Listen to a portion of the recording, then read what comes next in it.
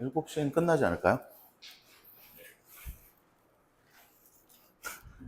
주님의 기도하고 시작할까요? 성부와 성자, 성령의 이름으로 아멘.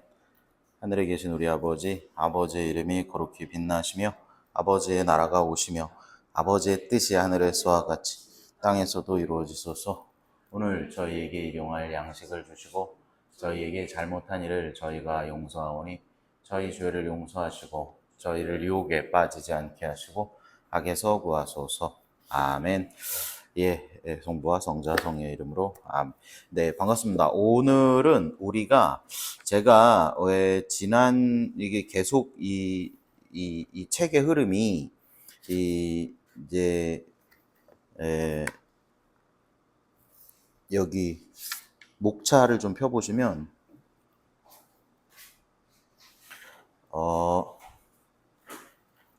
책의 흐름이 처음에 이게 그러니까 가톨릭 교회 교리서하고 이제 비슷한 맥락으로 가는 건데요.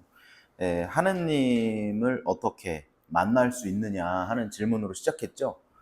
유한한 인간과 무한한 하느님의 어떤 접점이 생기는가 하는 걸 우리가 뭘로 뭘로 포인트를 잡아서 어떤 접점을 우리가 잡아서 무엇으로 해결해 나가기 시작했냐 하면 하느님께서 남겨놓으신 발자국, 무한한 하느님의 이 창조물에 묻어있는 하느님의 특성을 찾아가면서 우리는 하느님이 어떤 분이신지를 이 어렴풋하게나마 예상하고 상상하고 느낄 수 있다 하는 것이 이렇게 처음에 우리가 하느님을 믿을 수 있고 인식할 수 있는 단초였습니다. 그리고 거기서부터 시작해서 하느님께서는 우리에게 당신을 어떻게 보여주시고자 하는가, 하느님께서 우리에게 당신을 보여주시고자 하는 여러 가지 일들이 이렇게 있는데 거기서 이렇게 드러내시는 하느님께서 우리는 그 하느님을 뭐 대자연을 통해서 하느님의 모상으로 창조된 인간을 통해서 내 내면에 있는 내면에 있는 그런 영혼의 성격을 통해서 그리고 이 신앙인들의 역사 안에 살아 숨쉬는 성경 말씀에서 드러난 하느님의 놀라운 사랑의 그 구원 경륜을 통해서 우리가 이렇게 알아볼 수 있다는 것들을 공부했고요. 그리고서는 하느님에 대한 거, 창조주, 구원자, 그리고 예수 그리스도에 대해서 우리 공부했고, 그리고 예수님의 십자가 죽음은 어떤 의미인지, 부활과 승천은 어떤 의미인지, 성령과 삼위일체까지 배웠어요. 그리고 그 삼위일체 하느님께서 이 교회를 세우셔서 성령께서 움직이신다, 움직이게 만들어준다. 그래서 교회는 그 성령과 함께 여태까지 어떤 권위를 가지고 어떤 일들을 해 나가고 있다라고 하는 것들도 배웠어요. 여러 가지 성격들에 대해서. 그리고 나서 오늘은 원래 16과 이 땅에 비치를 해야 되는데 이건 한국 천주교 교회사예요.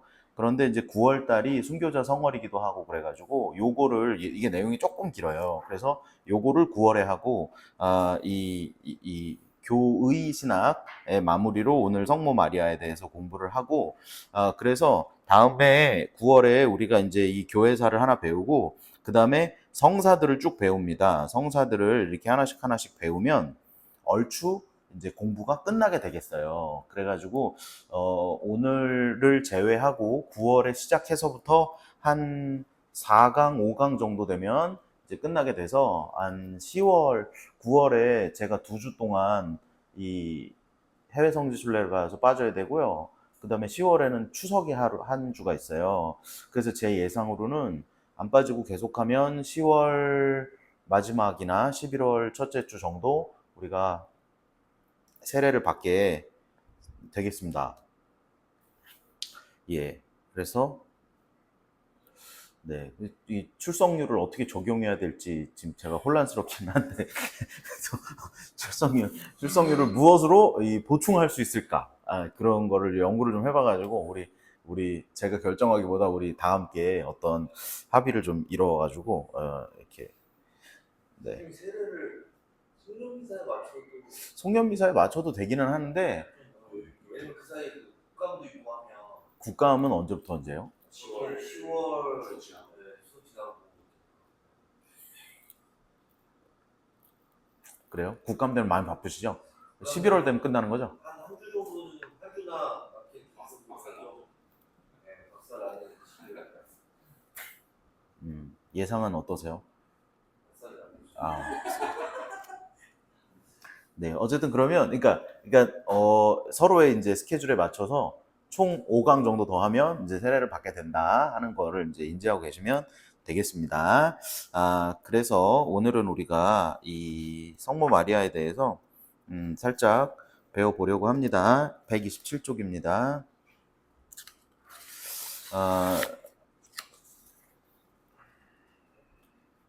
여러분, 그 성모님에 대해서는 우리가 이런 단어들에 대해서 좀 생각을 해봐야 될 것 같아요.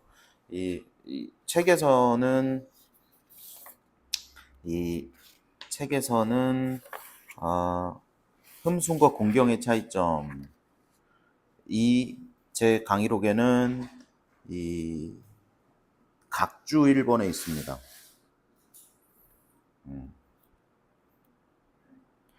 예. 이 성당에 가면 맨 앞에 먼저 보이는 게 성모상이에요. 그래서 우리가 우상이라고 하는 것에 대해서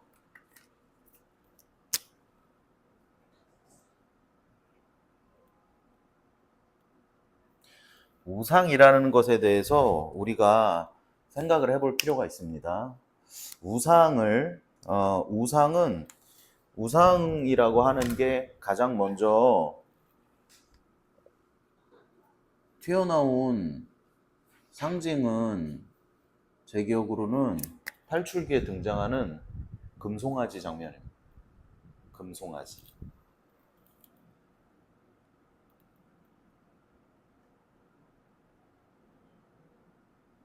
금송아지 장면을 한번 찾아서 읽어볼까요?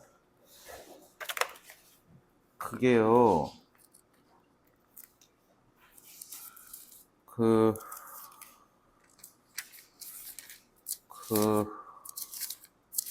좀 앞에 있어요. 이게, 잠깐만요.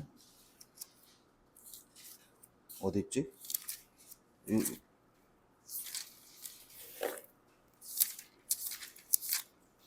10, 뭐랬어? 뒤에 있나?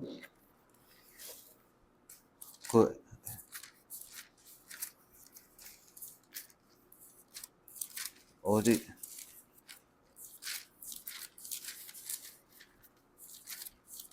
어디 있다. 32장에 있어요. 탈출기 32장에 있어요.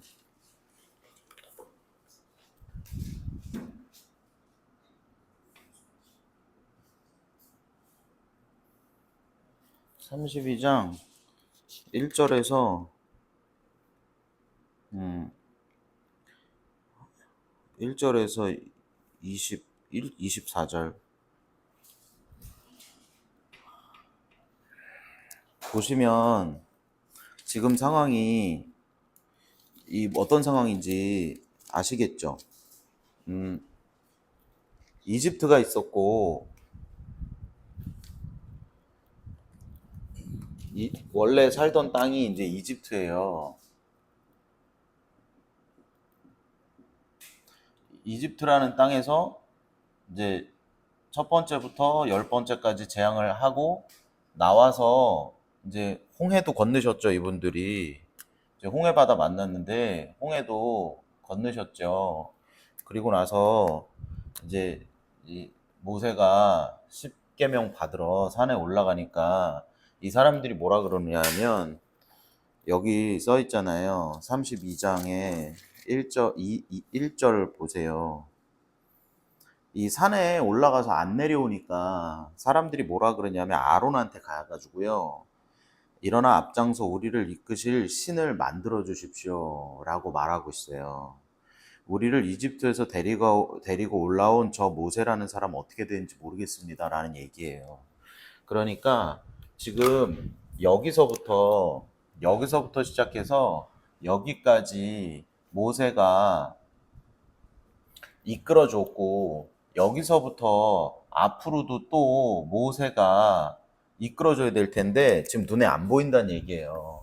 그래서 우리가 어디로 가야 할지 모르겠습니다. 어디로 가야 할지 모를 때 사람은 뭘 믿어요? 어디로 가야 할지 모르겠을 때. 힌트를 드릴게요.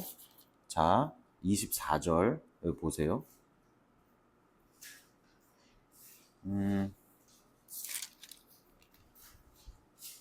아니요. 2절이었으니까, 2절 보세요. 사람이 어디로 가야 될지 모르겠을 때, 사람들은 이런 것들을 믿는 거예요. 거기 지금 뭘 뺐다 그래요? 금. 어디로 가야 될지 모르겠을 때, 금을 믿어요. 모르니까 앞이 안 보이니까. 우선 네? 돈,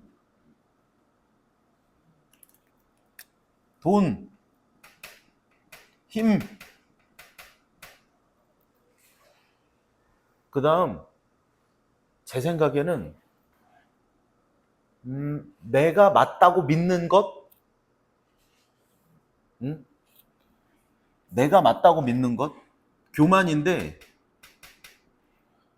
내가 맞다고 믿는 것이 이게.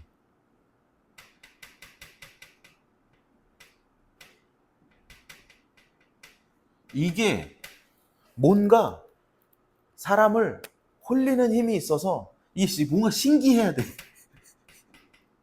신기한 게 아니야. 신묘한 힘. 자, 근데 이제 돈, 힘, 뭐 내가 맞다고 믿는 거, 그 다음 인맥 등을 이 사람이 내가 어떻게 가야 하는지 모르겠을 때 이런 것들에 의지하여, 그러니까 금송아지는 다른 데 있는 게 아니라니까요. 금송아지가요, 뭐라 그러냐 하면 여기 24절에 아론이 하는 얘기를 들어보세요. 금부치를 가진 사람 빼서 내시오 하였더니 나에게 주었습니다. 내가 불에 던졌더니 그 숫송아지가 나왔습니다. 무슨 괴물이 나왔다는 거 아니에요. 이건 뭐예요 지금 이게. 이 숫송아지가 뭡니까? 네? 이 숫송아지가 뭔지 모르시겠어요? 이 숫송아지가 제가 지금 미리 말씀드리기 좀 죄송스럽지만 아직 좀 이르지만 이 숫송아지가 바로 이 숫송아지가 그 도이치 모터스 양평 고속도로 라니까요. 여기 지금 여기 보세요. 이게 뭐가 그분이 뭐를 앞이 안 보이는 상황에서 내가 내 인생 뭐에다 올인할 거냐 라고 하는, 사실은요 그분이 아주 솔직한 인간 모두의 이 마음속 깊이 있는 두려움을 가장 적극적으로 가장 잘 활용하여 자신의 모든 걸 투자해서 자신의 모든 힘을 동원해서 이곳으로 가까이 가셨고, 그런 가서 그분과 함께 배를 탄 뒤 너도 어디로 가는지 모르겠지, 우리 신묘한 힘으로 가자 해가지고 거기서 만들어낸 모든 인맥을 가지고 그분이 다 이걸 만들어가지고 다 그리고 이게 이거라고요. 이게 숫송아지가 그거잖아요. 그죠?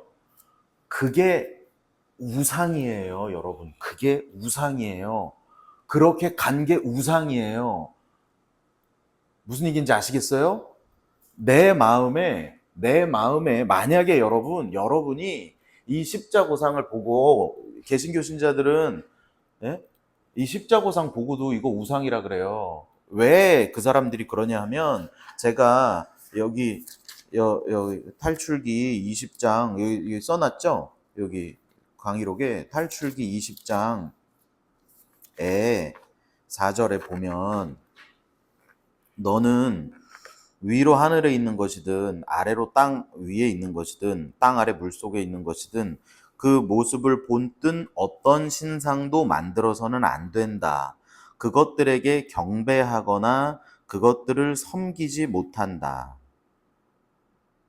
라고 이 구절입니다, 여러분. 이 구절을 방패 삼아 성당에 와서 성모상들 부시는 겁니다.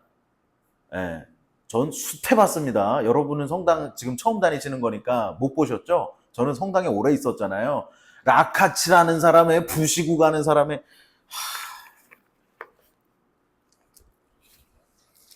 저는 정말 그거 부신 거가 가슴이 아프기도 하지만 물어주고 갔으면 좋겠어요. 오늘 돈도 없는데 그거 다 부시고 라카치라는 거가 뭐 닦아야 되고 여러분 우리가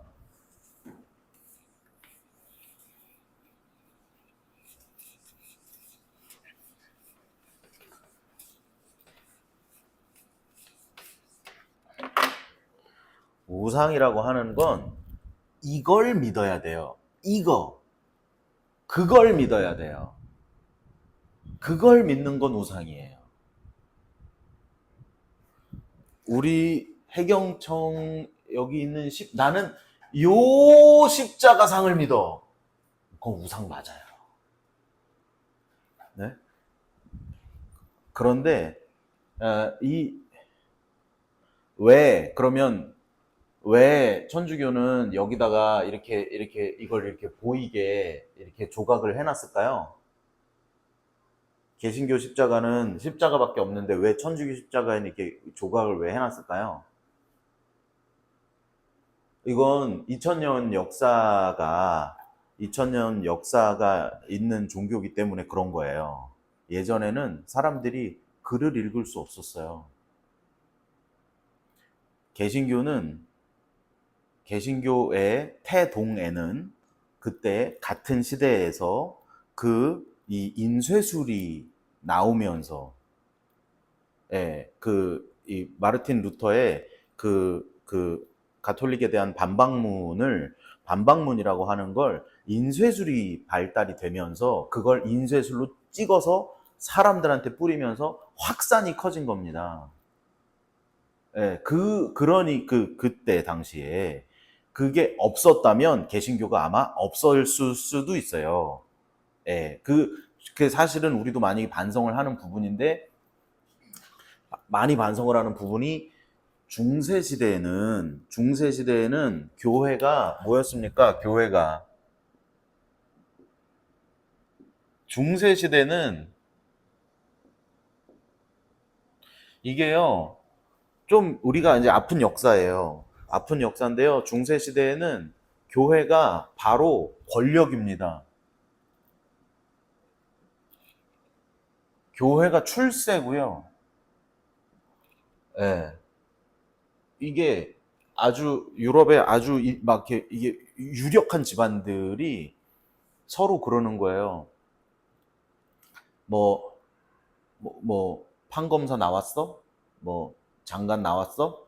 그렇게 우리도 나왔어, 우리도 대통령도 나왔어, 우리도 모두 나왔어 할 때 희한하게 이 중세시대에는 그 집안에 성직자 있나? 이런 걸로 이 집안의 어떤 집안의 이 품격과 이런 것들을 증명하던 시대가 있었습니다. 그렇기 때문에 문양이 있죠, 문양이. 방패. 가문의 방패. 그래서 여러분, 나중에 저 로마 같은데 성지순례 가보시면 로마의 성당이 몇 개 있는지 정말 셀 수도 없이 많거든요. 여러분들이 아시던 큰 성당들만 있는 게 아니고요. 그 골목 하나 들어가면 다 성당이에요. 그건 이제 누가 지은 거냐면 그 가문들이 지은 겁니다. 그래서 그런 성당은 들어가갖고 위를 보셔야 돼요. 위를 보면 방패가 있을 거예요. 그게 한 개가 있으면 그 한 가문에서 진 거예요. 그러니까 엄청 큰 가문이죠, 그게. 그 큰 가문에서 하나 진 거고, 보통 제가 가서 본 바에 의하면 2개 아니면 4개 뭐 이렇게 있어요. 그 가문들이 돈을 모아서 성당을 지은 거예요.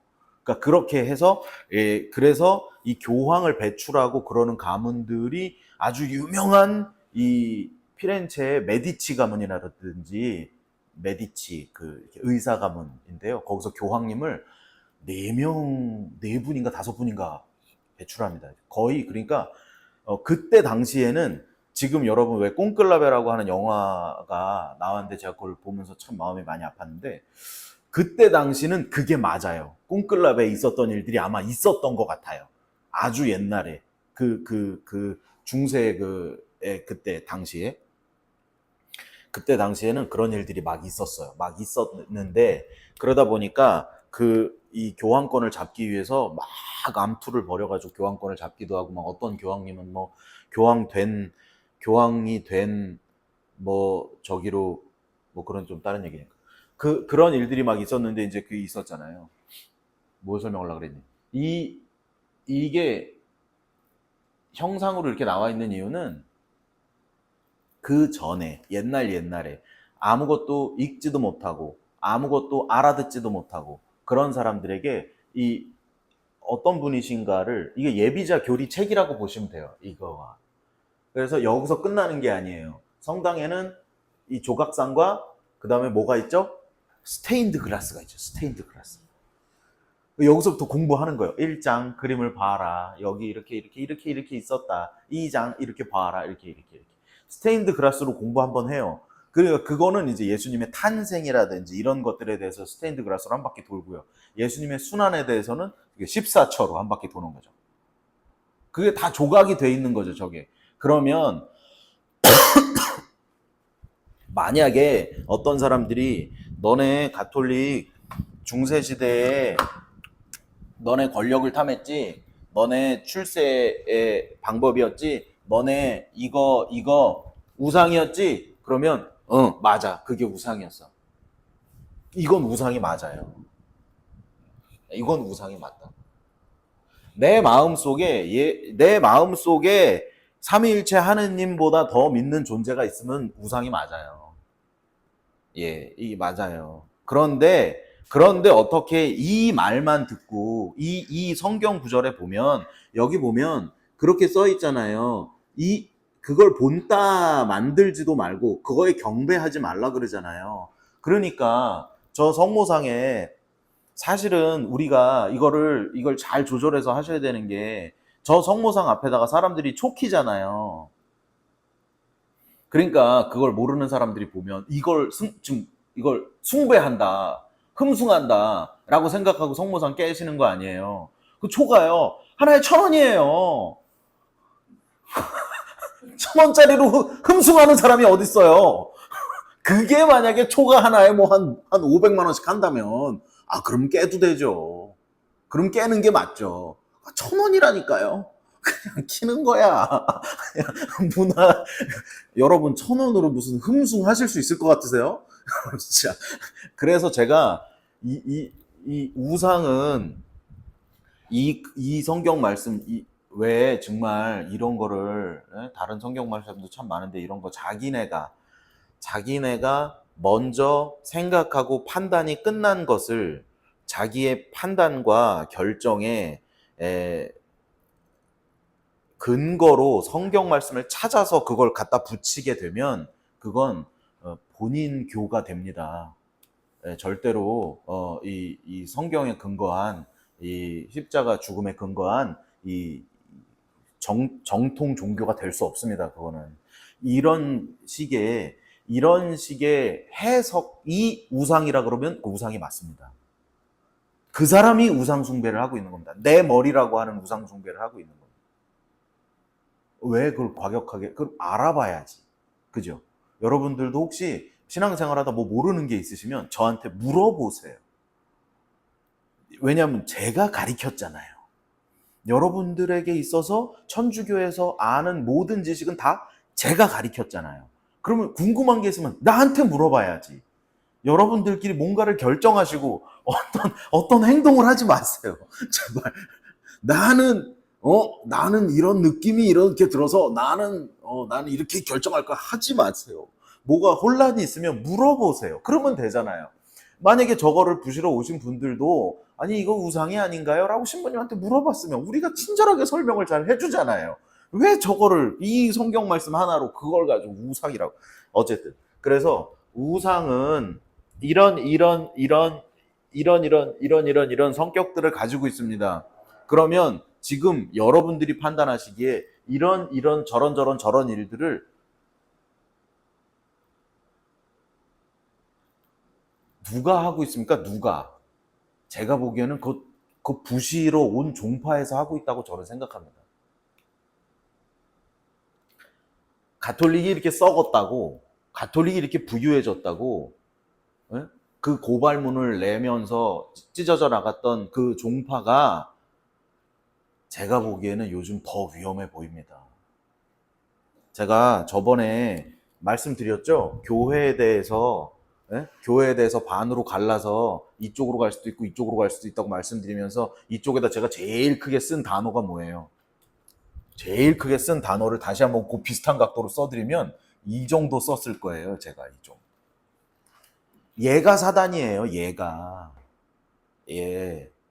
그러니까 여러분들이 이거를 우상인지 아닌지를 살펴보기 위해서는 이 흐름만 쫓아가면 돼요. 이게 어딘가로 몰리고 있는가, 이게 뭐가 어떻게 되고 있는가, 여기서 모든 일이 다 벌어진다니까요. 여기서 무슨 세속이니, 뭐라 그러니, 세습, 뭐 이런 일 다 여기서 벌어지잖아요. 이것만 쫓아가면 됩니다. 여러분이 1,000원 놓고 저기다가 될 수가 없어. 될 수가 없어. 여기 개신교 지자들 거야. 야, 이거 봐라. 예수님 상을 조각해놨다. 이거 탈출기 20장, 이거 우상이야. 이거 깨버려. 저것도 깨버려. 저것도 깨버려. 큰 착각입니다. 그렇게 하시면 안 됩니다. 우리는, 여러분들도 그래서 정확한 지식을 잘 가지고 계셔야 되는 것들이, 그 천주교에도 어쩔 수 없이 천주교에도 이렇게 연세 드신 분들이나 그런 분들이 이 자기만의 신학을 가지고 계신 분들이 있어요. 예, 그래서 예, 만약에 뭐 미사 때 이렇게 미사 때 인사를 할 때가 있죠. 뭐 이렇게 거양 성체한 다음 이렇게 다 같이 절을 한다거나 하는 공식적인 절 하는 게 있는데 제가 보면 어떤 분들은 절을 한 30번 정도는 하시는 것 같아요. 주님께서 여러분과 함께 또한 사제와 함께 뭐라고 아멘 본인만의 신학이신 것 같아요. 그런 여러 가지 것들이 있을 수 있죠. 개인의 신학들이 그렇게 펼쳐질 수 있는데 정통을 잘 알고 계셔야 됩니다. 그래서 우리가 우상인지 아닌지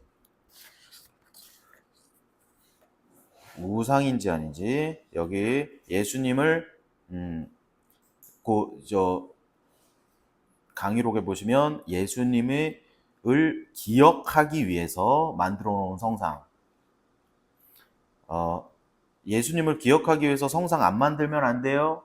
오해의 소지가 있으니까 그냥 안 만들 수 있지 않을까요? 라고 말씀하실 수 있어요. 지금은 그럴 수 있어요.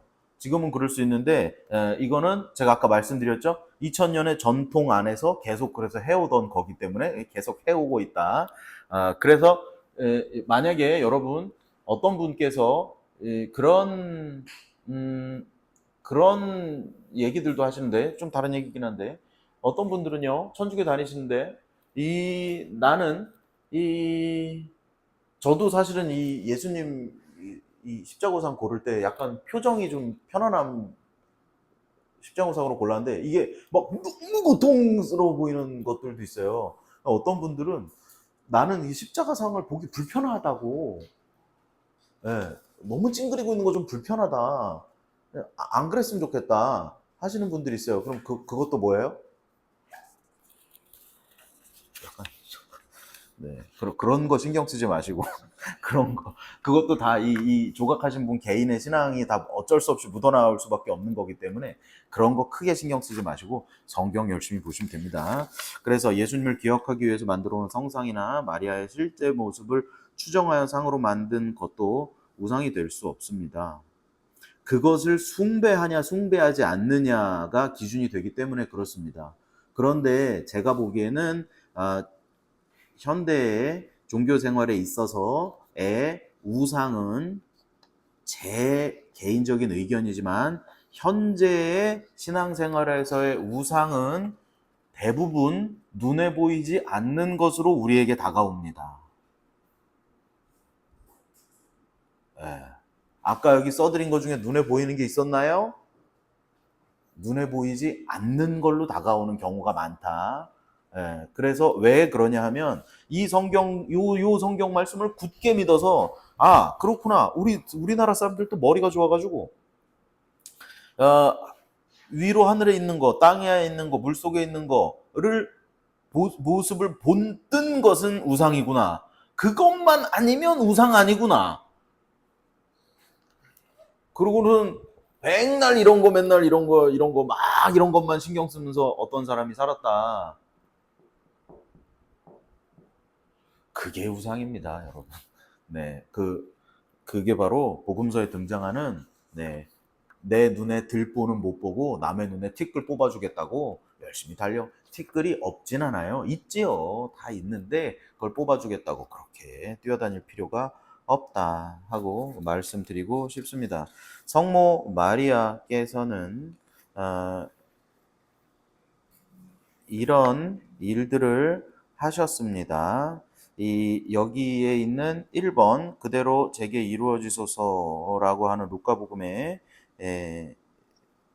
이야기로 세상에 구원이 시작되었죠. 그렇죠?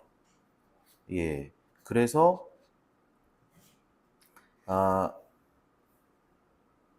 이 말을 이따가 이제 저 뒤에 성모님의 4대 교리를 배우시겠는데 나중에 이제 선포된 교리가 있습니다. 우선 이런 일을 하셨다는 거예요. 은총이 가득하니여 기뻐하여라. 주님께서 너와 함께 계시다라고 하는 가브리엘 천사의 말에 거기다 뭐라고 쓰셔야 되겠어요? 거기다 창세기 3장 예? 창세기 3장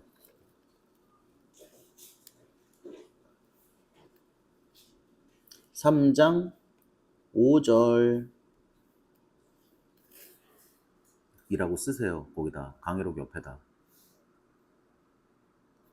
은총이 가득하니여 기뻐하여라. 주님께서 너와 함께 계시다. 거기 옆에다가 창세기 3장 5절을 쓰시라고. 3장 5절에 뭐라고 써 있냐면 뱀이 여자에게 말하였다. 너희는 결코 죽지 않는다. 너희가 그것을 먹는 날 눈이 열려 하느님처럼 되어서 선과 악을 알게 될 줄을 알고 하느님께서 그렇게 말씀하신 것이다. 그 얘기랑 똑같은 얘기입니다. 아시겠어요? 아시죠? 아시겠죠? 아시겠죠?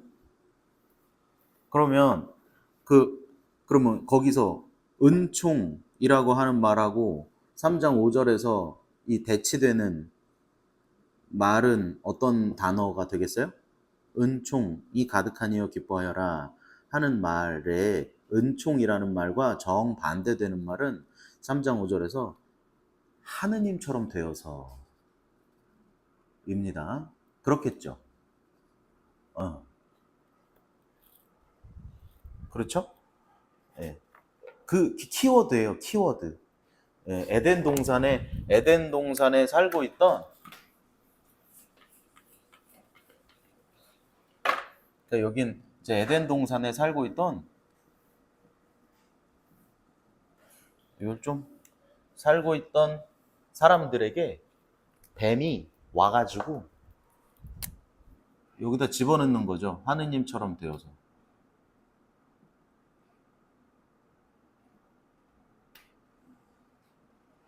를 집어넣으면 여기서 이렇게 꼬꾸라 박히는 거예요. 여기 육적 삶으로. 근데 이렇게 육적 삶을 살던 사람들에게 뭐라고? 여기 뭐라고요? 은총이 가득하니요. 은총이 가득하니요 기뻐하여라. 저는 주님의 종입니다.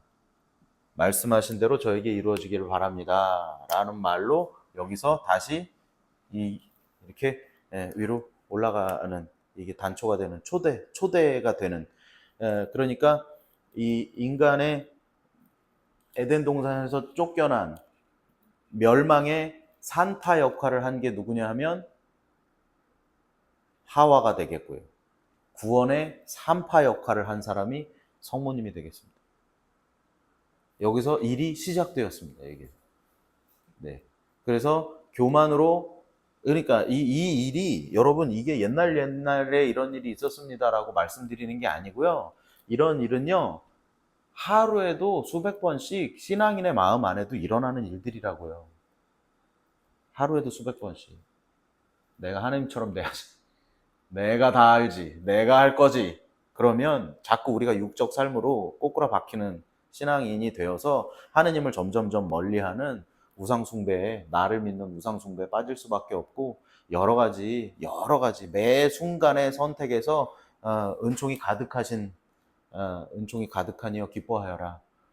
주님, 저는 주님의 종입니다. 라고 고백할 때 우리가 자꾸만 위쪽으로 올라갈 수 있는데, 그 시작점에 성모님께서 계시다라고 우리가 얘기할 수 있겠다는 겁니다. 그리고 이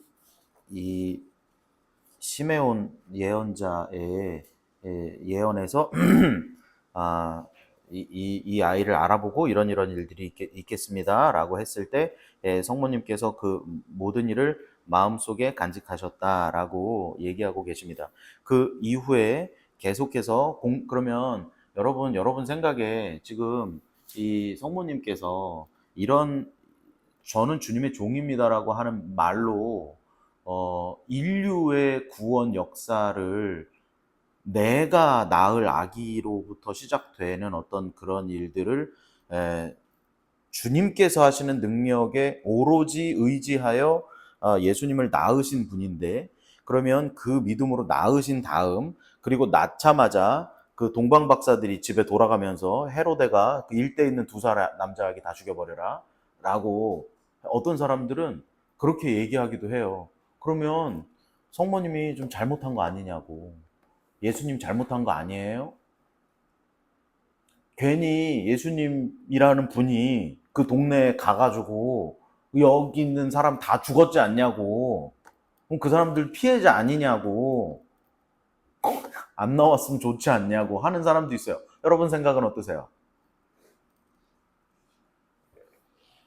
너무 어려운 질문을 하나요, 제가? 그 아이들은 왜 죽었습니까? 왜? 헤로데의 두려움 때문에 죽었잖아요. 헤로데의 폭력 때문에 죽었잖아요. 그럼 원인을 헤로데 폭력에서 찾아야지 왜 거기서 나온 예수님한테 찾냐고요. 그거 아니었어도 헤로데 폭력에 의해서 얼마든지 다른 부류의 다른 지역에 어떤 폭력들이 다 휘둘러질 수 있었어요.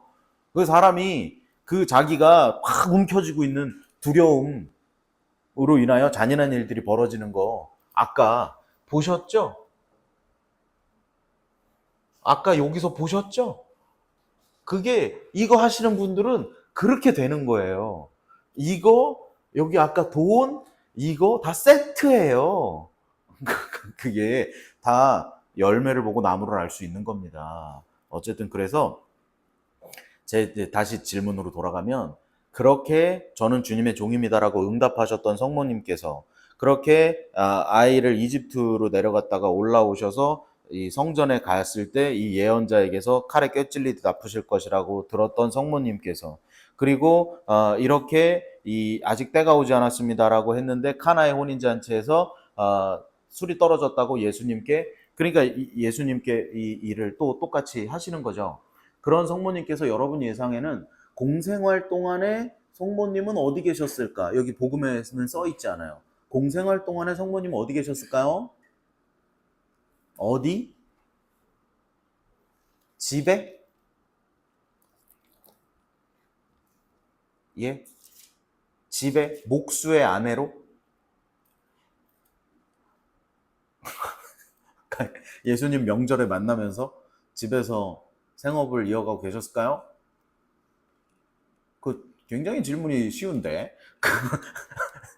아니, 약혼했을 때부터 나로 인하여 하느님의 구원 계획이 그렇게 펼쳐져 가지고 그 예수님이 이렇게 하시면 그 일을 방해하지 않는 가장 가까운 거리에서 그 모든 일을 함께 하셨다고 우리가 생각할 수도 있는 거죠. 그죠? 그러니까 복음에 등장하는 부분은 없지만 예수님 사형선고 저 1처에 보면 저 예수님 사형선고 받으실 때 성모님 어디 있었어요? 그러니까 4처에서 만나잖아요, 지금 저렇게. 그죠? 저게 사형 선고 받으시고 십자가 지시고 한 번 넘어졌어요, 벌써 3에서. 그리고는 4에서 만나시는 거거든요. 그러면 성모님이 계속 보고 있다니까요. 여기 어디서 방해가 되지 않는 최대한 가까운 거리에서 늘 보고 계시면서 그 예수님의 모든 행적에 동참하시고 필요한 일이 있으면 개입하셔서 이끌어 주셨다라고 우리가 그 구원의 그래서 구원자가 아니라 성모님께서는 믿는 이들의 표상이에요. 네, 신앙인의 모범이기 때문에 우리는 그분을 흠숭하는 것이 아니라 공경합니다. 그래서 여기 각주 1번에 보시면 가톨릭 교회의 경배 행위에는 3가지 차원이 있는데 처음에는 흠숭지례가 있다. 이것은 삼위일체 하느님께만 바칠 수 있는 흠숭이 있고요. 그 다음에 공경이 있어요. 공경지례가 있는데 이거는 공경하는 것은 성인들에게 하는데 성모님께는 공경을 드리는데 가장 높은 공경을 드린다 해서 우리가 상경지례를 드린다. 그래서 이 상경도 공경의 이 한 덩어리죠. 여기랑은 격이 다르죠. 이건 흠숭이고 이건 공경이니까. 무슨 얘기인지 아시겠죠? 그래서 성모님을 우리는 공경한다. 성모님은 피조물의 첫째 자리를 차지하신다라고 우리가 생각하시면 되겠습니다. 그래서 여기 제가 구원의 3파 역할을 하고 계신다라고 하는 걸 가장 명확히 드러내는 구절이 바로 요한복음입니다. 요한복음 2장 보시면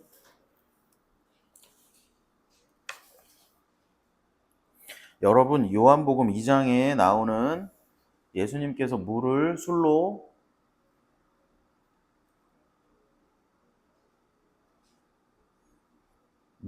바꾸는 기적을 하셨다는 내용을 혹시 들어보신 적이 있나요? 처음 들어보셨어요? 물을 술로. 그죠? 물이 주인을 만나 볼이 붉어졌단가. 어쨌든. 그러면 여러분 생각에는 지금 여기서 요한복음에서 이 예수님께서 이 요한복음이 지금 시작하자마자인데요. 시작하자마자. 요한복음사가는 카나의 혼인잔치의 이 기적을 왜 본인이 쓰고자 하는 복음서의 맨 앞에다가 카나의 혼인잔치 첫 번째 기적을 놓았을까요? 카나의 혼인잔치인데요. 카나의 혼인잔치에서 물을 술로 바꾸셨는데요. 카나의 혼인잔치 물을 술로 바꾸셨는데요. 그러면 여기서 뭘 얘기하고 싶어 하는 거예요? 1번, 예수님께서는 술을 좋아하신다? 예수님께서 혼인잔치에 포도주가 떨어진 신랑의 아픈 마음을 공감해 주시는 따뜻한 분이다?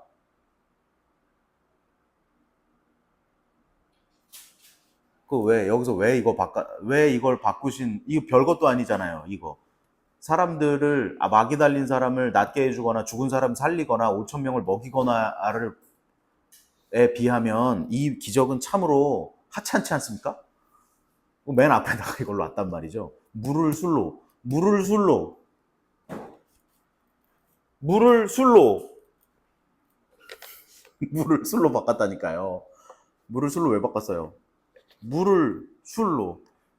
미사 시간에 제가 미사를 하면서 물이랑 술이랑 섞죠. 그 저번에 우리 미사 때 배웠죠. 그러니까 그때 제가 뭐라 그랬어요? 술은 뭐라 그랬어요? 네? 술은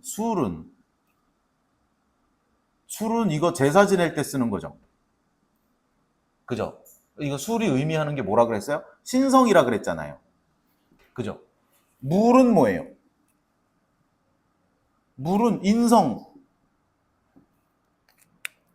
요한복음은 이렇게 말하고 있는 거예요. 여러분, 여태까지 사람의 역사가 하느님의 역사로 바뀌고 있습니다.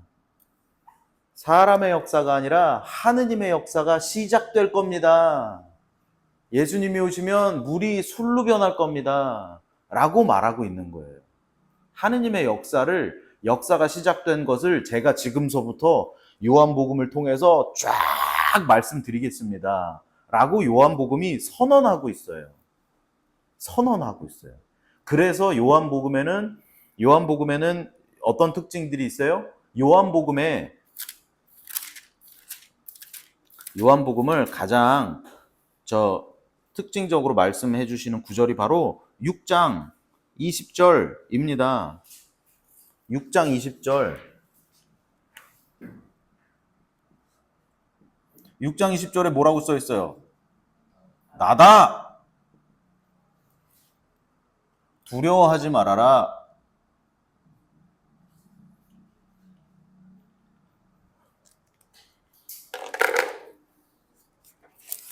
이건 이거는 뭐랑? 탈출기 3장 14절이라니까요, 이게. 3장 14절에 하나님이 뭐라고 그러신다고요? 나는 있는 나다. 그렇죠? 가서 두려워하지 말고 내가 하는 얘기를 가서 잘 전해라. 얘기하고 계시잖아요. 그럼 요한복음사가가 일부러 이 광경을 보세요. 일부러 5,000명 먹인 다음에 이거 안 써도 되는 구절이에요. 그런데 일부러 썼다니까요. 왜 썼냐? 예수님이 물 위를 걸어 오셔가지고 예? 불타는 떨기나무를 옆에 두시고 하느님께서 나다 라고 말씀하신 거하고 똑같은 장면을 만들어내고 싶은 거죠. 지금 요한복음 사가가 물 위를 예수님 걸어 오셔가지고 제자들한테 나다, 두려워하지 마라 라고 말씀하시면 그게 누구라고요? 바로 하느님이시라니까요. 예수님이 내가 여러분들에게 전하고자 하는 이 분은 하느님이십니다 라고 요한복음 사가가 얘기하고 싶어가지고, 그래가지고 예수님을 이 나다 라고 하는 나는 뭐다 라고 요한복음에선 7번 얘기가 나온다고요. 나는 있는 나다 했던 그 탈출기 3장 13절에 하느님의 자기 표현 정식을 문장을 그대로 띄워와가지고 나는 길이요 진리요 생명이다. 나는 양들의 문이다. 나는 빛이다. 나는 포도나무여 너희는 가지다. 하는 얘기를 예수님이 계속 하시는데 문장이 하느님만 쓸 수 있는 자기 표현 정식의 문장을 예수님의 입을 통해서 7번 등장시키는 복음의 시작에 물을 술로 바꿨다라고 하면 이건 이 일로 지금 이 일이 펼쳐질 거예요, 여러분 라고 하는데 이 일이 펼쳐지는 장면을 누가 시작했다고요? 성모님이 시작하셨다. 포도주가 없구나. 예수님이 어쩌라는 겁니까? 그냥 없다고. 그러고는 일꾼들한테 얘기하시는 거죠. 저 예수가 시키는 대로 하여라. 무슨 얘기인지 아시겠어요? 이 예수님과 성모님의 관계를 여기서 얘기하고 있는 거예요. 예수님은 아직 분명히 얘기하시거든요. 아직 때가 되지 않았습니다.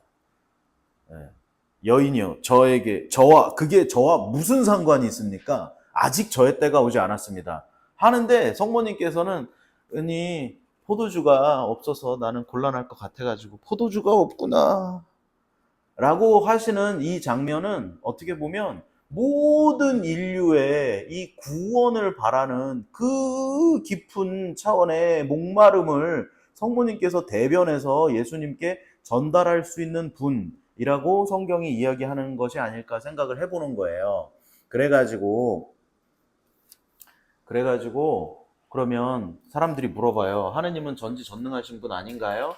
거기다 직접 기도하면 되지 않아요? 왜 성모님을 통해서 기도해야 돼요? 라고 물어보시는 분들이 많이 있어요. 그것에 대해서 저희 어머니께서 명쾌한 해답을 내리신 게 하나 있는데요. 그게 뭐냐 하면 성모님에 대한 기도는 해보지 않은 사람이랑은 말을 하지 마라 이런.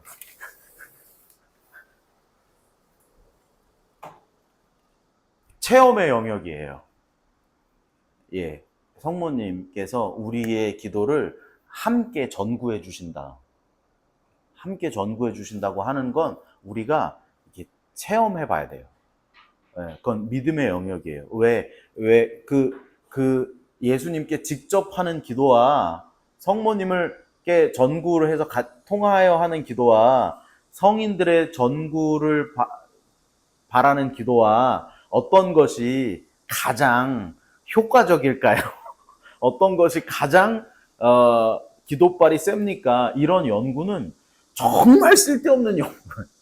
네, 그건 다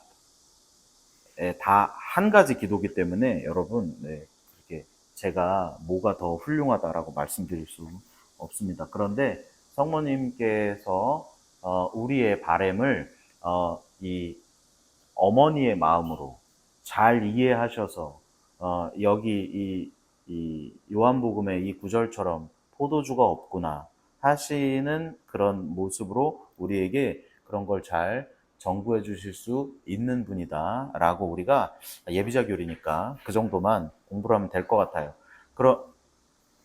왜냐하면 또 성모님한테 기도하는 게 더 좋아요 그러면 다 저기만 갖고 초만 다 열심히 그것도 또 올바른 신앙의 모습이 될 수 없기 때문에 그렇게 말씀드렸습니다.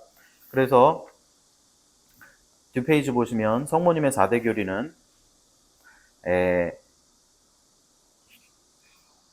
하느님의 어머니, 천주 모친, 1번이 천주 모친이에요. 2번 평생 동정, 3번 무염시태, 4번 성모승천 4개인데요. 이게 역사순입니다. 역사순이고요. 첫 번째로 이 4번부터 보시면 4번은요. 성모승천은 1950년도에 공포된 교리예요. 교리가 막 새로 생기죠? 너무 신기하죠? 네, 천주교가 이래요. 천주교는 우리가 막 기도를 해봐요. 막 열심히 하고 그런 다음에 어떤 교리가 이렇게 발표될 때 많은 신학자들이 모여서 이렇게 토의를 해보고 성경의 근거와 여러 가지 일들을 놓고 판단했을 때 그리고 성령의 이끄심에 의해서 그게 더 맞겠다. 그게 우리가 믿을 교리다라고 반포를 교황님께서 하시면 그게 교리가 됩니다. 그래서 1950년도에 비오 12세께서 원죄에 물들지 않고 평생 동정이셨던 하느님의 모친 마리아가 지상생활을 마친 다음 영혼과 육신이 함께 천상으로 들어 올림 받았다라고 이렇게 하신 교리를 1950년에 반포하셨다는 거예요. 그리고 그 위에 보시면 원죄 없는 잉태는 원죄 없이 잉태되셨다는 거는 성모님께서 원죄 없이 잉태되셨다는 거예요. 성모님께서. 그래요. 7시까지 가셨어야 되는 거 아니에요?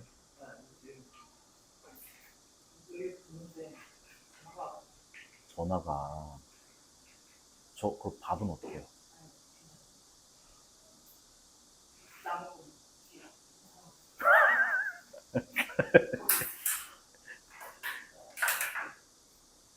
저 사무실이 되게 바쁜 사무실이거든요.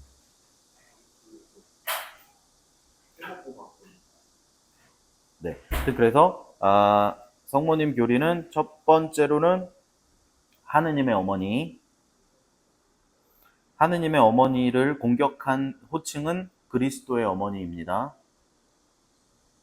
무슨 얘기인지 아시겠어요? 성모님이 하느님의 어머니가 되려면 어떻게 해야 돼요? 성모님께서 하느님의 어머니가 되려면 성모님은 이분을 낳으셨지 하느님을 낳지는 않았잖아요. 그게 그리스도의 어머니를 주장하시는 분들이 하신 얘기예요. 왜 어떻게 하느님의 어머니가 되냐? 에? 하느님은 천지창조를 하신 분이고 그리스도는 AD 빵년에 나자렛에서 태어나신 분이고 성모님은 예수님을 낳으신 분인데 그러면 그리스도의 어머니라고 하는 게 맞지 않냐? 그 말에는 어떤 것들이 함정이 내포되어 있냐면 하느님과 예수님은 다르다가, 그죠? 하느님과 예수님이 달라야 돼요. 그러려면 달라야 돼. 그 아리우스 이단이 하던 얘기예요. 예수님은 태어나셨다. 예수님은 없었던 시대가 있다. 예수님은 피조물이다. 그러므로 하느님과 다르다. 그래서 성모님은 그리스도의 어머니는 될 수 있으나 하느님의 어머니는 될 수 없다. 아리우스 이단이 하던 얘기. 그런데 우리는 이 에페소 공의회에서 뭐라고 얘기해요? 에페소 공의회에서 하느님과 예수 그리스도는 하나다. 뗄 수 없다. 그렇기 때문에 그리스도의 어머니는 하느님의 어머니가 된다. 이 하느님의 어머니라고 하는 성모님의 교리는 성모님에 대한 교리라기보다는 예수 그리스도의 이 삼위일체 교리에 더 가깝습니다. 그렇죠? 예, 하느님의 어머니라고 하는 이 말 때문에 하느님과 예수 그리스도가 일치하고 계신다라고 하는 그 교리가 아주 확실해지는 거예요. 그 한 단어로. 그래가지고 하느님의 어머니가 첫 번째 호칭입니다. 그래서 두 번째로는 이제 평생 동정이셨다. 동정녀로 잉태하신 다음에 그 뒤에도 돌아가실 때까지 평생 동정으로 계셨다. 그리고 세 번째는 원죄 없이 잉태되신 것이 이 요아킴 안나에게서 성모님께서 잉태되실 때 왜 원죄 없이 잉태되신 성모님이라고 하시냐 하면 이때 지워버렸네. 아까 저는 주님의 종입니다라고 하는 이 말이 죄와 완전히 떨어진, 죄라고 하는 게 뭐냐면 하느님처럼 되어서라고 하는 교만에서 죄가 다 온다고 우리가 알고 있잖아요. 그것과 완전히 떨어진 구원의 아주 순수한 표현을 어떻게 죄를 입은 인간이 할 수 있냐. 그래서 하느님께서 예수님을 낳으실 몸으로 성모님을 마련하실 때 이미 성모님을 원죄 없이 잉태하게 만드셔서 아주 깨끗하고 완벽하게 선의 모습으로 성모님께서 이 세상에 나오셨고 그랬기 때문에 그런 응답과 구원의 협력자가 되실 수 있었다라고 하는 것이 바로 무염시태의 원죄 없이 잉태되신 교리라고 볼 수 있겠습니다. 하느님의 아들을 잉태하기 위해서는 죄에 오염되지 않은 원죄로부터도 온전히 자유로운 동정녀의 몸이 필요했다라고 이렇게 얘기하고 있어요. 성모님께서 그렇게 구원에 동참하시고 원죄 없이 잉태되신 성모님께서 하늘로 불리움 받아 올라가셨다. 그래서 몽소승천이라고 하는데요. 이렇게 본인 스스로 자력으로 올라가신 건 예수님이 올라가신 거고요. 그다음에 성모님은 이렇게 불려 올라가셨다라고 우리가 교리가 1950년에 공포됐기 때문에 예루살렘에 이스라엘 가시면 이 교리가 반포되기 전에 성모님 무덤이 여기 있었다 라고 하는 추정으로 지어놓은 성당이 있어요. 그 성모 영면 성당이 있어요. 거기 밑 지하에 가보면 그 성모님이 누워 계신 조각상이 있어요. 그럼 또 개신교 신자들 거기 갖고 이 거짓말쟁이들 봐라. 여기다 이거 만들어 놓고 그걸 어떻게 그렇게 승천하셨다고 하냐라고 말할 수도 있지만 아까 설명드렸던 것처럼 우리가 그 당시에 일어난 일들을 완전히 알지 못합니다.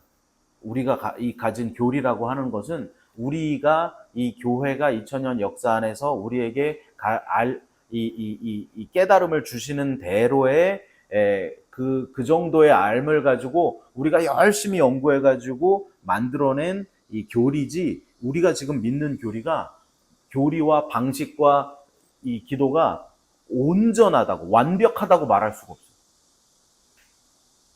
그 신부님들만 봐도 역사상에서 신부님들이 결혼했을 때가 있고 안 했을 때가 있고 막 이렇게 바뀌는 거예요. 해보는 거예요.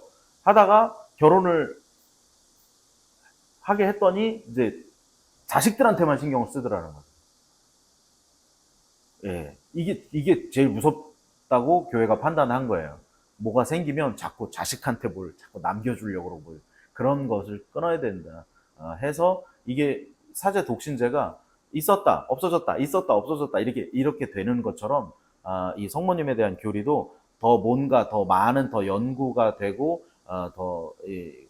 이것이 더 온전하다라고 모든 사람들이 다 동의를 하고 연구된 바가 발표가 되면 교리가 바뀔 수 있습니다. 그래서 우리는 성모님께서 승천하셨다 하는 것까지 4대 교리를 잘 배웠습니다. 그래서 오늘 우리가 이 성모님에 대해서 공부를 하면서 우선 우상숭배라는 것이 무엇인가 라고 하는 것에 대한 좀 깊이 있는 알미 있었어야 됐고요. 그래서 그걸 우리가 배웠고, 그 다음에 흠숭과 공경에 대해서 배웠고, 그리고 이 성모님께서 구원의 협조자, 구원의 산파 역할을 하신 구원의 협조자이시다라고 오늘 우리가 함께 배웠습니다. 영광송으로 마무리하겠습니다.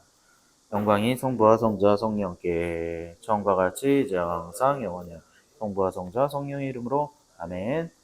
감사합니다. 이거 어떻게 식사를 있어요.